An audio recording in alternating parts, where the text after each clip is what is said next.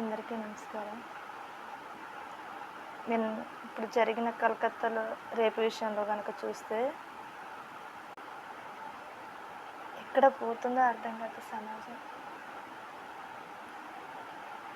ఆడపిల్లని కనాలంటే భయమేసే రోజులు వచ్చేసాయన్నమాట ఇప్పుడైతే.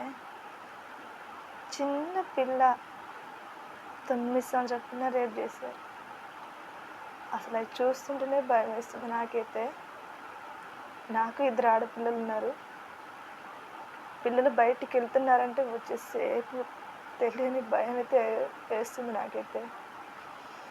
అసలు రేపు చేసే వాళ్ళందరినీ ఎందుకు చంపట్లేదు? బతికుంటే కానీ సమాధి చేయాలని అనుకుంటున్నాను నేనైతే. ఏ ఆడపిల్లని ముట్టుకోవద్దు, ముట్టుకోకుండా శిక్ష పడేలా చూడండి దయచేసి రిక్వెస్ట్. నా గుండెలు అయితే పిండేస్తుంది నాకైతే.